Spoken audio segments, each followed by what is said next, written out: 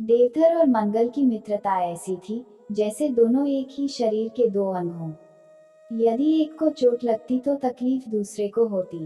वे दोनों बचपन से ही मित्र थे। अब उनकी मित्रता इतनी पुरानी हो चुकी थी कि लोग उसकी दोस्ती का उदाहरण देते थे। देवधर और मंगल बड़े हो चुके थे। दोनों का अलग अलग व्यापार था। एक दिन दोनों ने तय किया कि वे दोनों मिलकर व्यापार करेंगे। फिर दोनों ने मिलकर व्यापार शुरू कर दिया। उनका व्यापार चल निकला और दोनों खूब अमीर हो गए। वे ठाठ बात से रहने लगे। धीरे धीरे एक समय आया कि दोनों का विवाह हो गया। उनको साथ साथ व्यापार करते 7 या 8 वर्ष बीत चुके थे। तभी देवधर के मन में न जाने कहां से बेईमानी आ गई और वह व्यापार में हेरा फेरी करने लगा। मंगल बहुत सीधा और नेक इंसान था। उसे इस गड़बड़ी की भनक तक नहीं लगी। देवधर व्यापार में घाटा दिखाता जा रहा था। एक दिन ऐसा आया कि मंगल उस व्यापार का भागीदार ही नहीं रहा। मंगल ने ऐसा धोखा जिंदगी में पहली बार खाया था। धीरे धीरे वह बहुत चुप रहने लगा। वह किसी से भी बात नहीं करता था। वह न हंसता था, न बोलता था। इस कारण उसकी पत्नी बहुत परेशान रहने लगी। एक तरफ तो घर में आर्थिक तंगी रहने लगी, दूसरी तरफ मंगल बीमार रहने लगा। मंगल की पत्नी शन्नो ने डॉक्टर वैद्य से खूब इलाज कराया, किंतु कोई फायदा नहीं हुआ। किसी डॉक्टर को उसकी बीमारी समझ में नहीं आती थी। मंगल दिन पर दिन कमजोर होता जा रहा था। दूसरी तरफ देवधर अपने आप में मस्त था। उसने हेरा फेरी करके खूब धन जमा कर लिया था।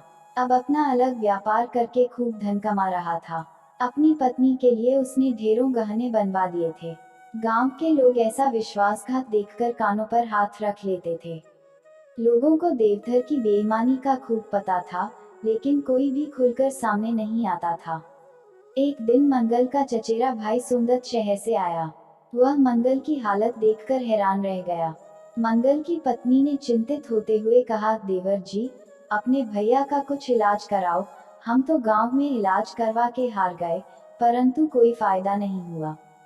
सोमदत्त ने शन्नु से मंगल की हालत के बारे में विस्तार से जानकारी ली और बोला, भाभी, मंगल का इलाज डॉक्टर वैद्य के पास नहीं है।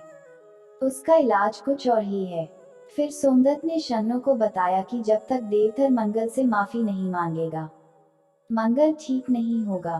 परंतु शन्नु ने बताया कि देवधर अब बहुत धनी और घमंडी हो गया है, उसका माफी मांगना नामुमकिन है। हम गरीब उसके सामने टिक नहीं सकेंगे।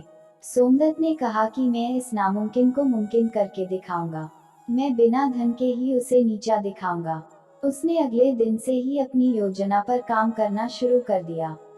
अगले दिन जब देवधर अपने घोड़े पर बैठकर अपनी दुकान जा रहा था तो उसने देखा कि एक आदमी ने उसकी तरफ देखा और जोर से हंस दिया। देवधर को लगा कि कोई यूं ही हंस रहा होगा। वह थोड़ी ही दूर गया था कि 4 लोग खड़े आपस में बातें कर रहे थे। वह जैसे ही उन चारों के सामने से गुजरा, उनमें से एक ने उसकी तरफ देखा और कुछ कहा कि सारे लोग जोर जोर से हंसने लगे। देवधर को लगा कि सब लोग उसकी तरफ देखकर हंस रहे हैं। हो सकता है कि उसकी पगड़ी टेढ़ी हो। उसने पगड़ी को ठीक करने का प्रयास किया तो घोड़े से गिरते गिरते बचा। अब वह अपनी दुकान पहुंच चुका था। ज्यों ही उसने दुकान का ताला खोला, एक छोटा सा बालक उधर से जोर जोर से हंसता हुआ गुजरा। देवधर को अब थोड़ा क्रोध आने लगा था। उसने बालक को बुलाकर पूछा, ए लड़के, क्यों हंसता है? लड़के ने कहा, यूं ही, और चला गया। देवधर का मन आज दुकान में नहीं लग रहा था। उसे लगता था कि आज जरूर कहीं कोई गड़बड़ है। कभी वह शीशे में देखता, कभी अपने कपड़ों पर निगाह दौड़ाता, परंतु उसे समझ न आता। दोपहर को एक दाढ़ी वाला व्यापारी उसकी दुकान पर आया और उससे बड़ा सौदा तय कर लिया। परंतु देवधर का ध्यान आज कहीं और था। उस दाढ़ी वाले व्यापारी ने 2 या 3 बार अपनी दाढ़ी पर हाथ फेरा और देवधर की ओर देखकर जोर जोर से हंसने लगा। फिर बोला, सेठ, सौदा फिर कभी करूंगा। देवधर को लगा कि उसकी दाढ़ी में कुछ लगा है। वह बार बार अपनी दाढ़ी पर हाथ फेरने लगा। जैसे तैसे दिन बीता। आज उसका व्यापार में मन नहीं लगा था, इस कारण बिक्री भी कम हुई थी। घर जाकर देवधर ने सारी बात अपनी पत्नी को बताई। वह सुनकर परेशान हो गई। उसके कपड़ों, पगड़ी व दाढ़ी पर निगाह डाली, उसे सब कुछ ठीक ठीक लगा। अगले दिन फिर जब वह कहीं काम से जा रहा था तो फिर उसने लोगों को कानाफूसी करते व हंसते देखा। अब उसे हर समय यही लगने लगा कि हो न हो, लोग उसकी बेईमानी की चर्चा कर रहे हैं। उसने 2-4 बार लोगों की बात सुनने की कोशिश की तो उसे अपने बारे में एक भी शब्द सुनाई नहीं दिया। अब वह जहाँ जाता लोग हंसते दिखाई देते।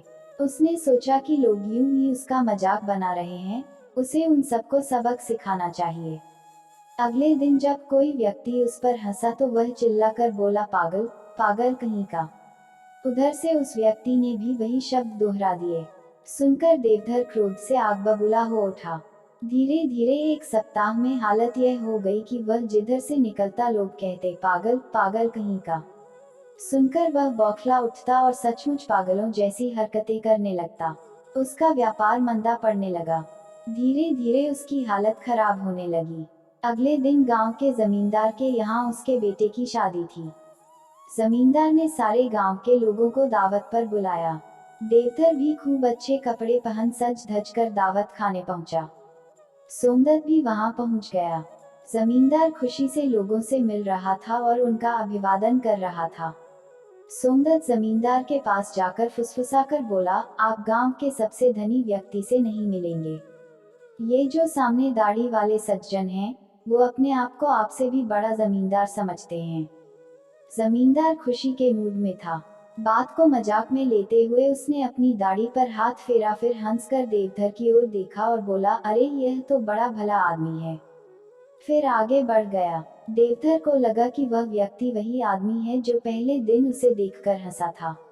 उसके बाद ही सब लोग उसकी तरफ देखकर हंसने लगे। हो न हो यह कोई राज की बात है, जो आज जमींदार भी हंस रहा है। वह व्यक्ति उसकी कोई शिकायत कर रहा है या उसकी दाढ़ी में कोई गड़बड़ है। उसने झट से अपनी दाढ़ी में हाथ फेरा और परेशान हो उठा।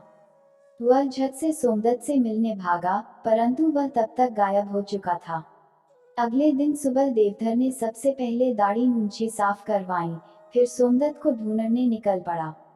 उसके मन में जमींदार की बात जानने की बेचैनी थी। थोड़ी ही दूर जाने पर उसे सोमदत्त जाता दिखाई दिया। उसने सोमदत्त से रात की बात पूछी तो सोमदत्त ने कहा, मैं एक ही शर्त पर तुम्हें जमींदार की बात बता सकता हूँ। तुम्हें मेरी एक बात माननी पड़ेगी। देवधर बोला, भैया, धन मांगने के अलावा जो तुम कहो वही मानूंगा। यह सुनकर सोमदत्त देवधर को पास ही मंगल के घर ले गया और बोला, पहले इनसे माफी मांगो फिर बताऊंगा। देवधर ने पलंग पर लेटे व्यक्ति से तुरंत माफी मांग ली, भैया मुझे माफ कर दो। तो वह व्यक्ति पलंग से उठकर बैठ गया। उसके चेहरे पर पतली सी मुस्कान की रेखा खिंच गई। देवधर यह देखकर हैरान रह गया कि वह उसका अपना मित्र मंगल था। उसकी इतनी दुर्बल और बीमार हालत के कारण वह अपने बचपन के मित्र को पहचान नहीं सका था। उसे पश्चाताप होने लगा। तभी सोमदत्त ने बताया कि जमींदार ने तो उसकी प्रशंसा की थी, लेकिन सोमदत्त पश्चाताप की अग्नि में जल रहा था। उसने अपने मित्र से अपने किए पर पुनः माफी मांगी और गले से लगा लिया। धीरे धीरे मंगल अच्छा होने लगा। दोनों में फिर दोस्ती हो गई, फिर उनकी दोस्ती जीवन भर चलती रही। तो दोस्तों, ये कहानी आपको कैसी लगी? लाइक और कमेंट बॉक्स के माध्यम से जरूर बताएं। मिलते हैं एक और कहानी के साथ, तब तक खुश रहिए, मस्त रहिए। धन्यवाद।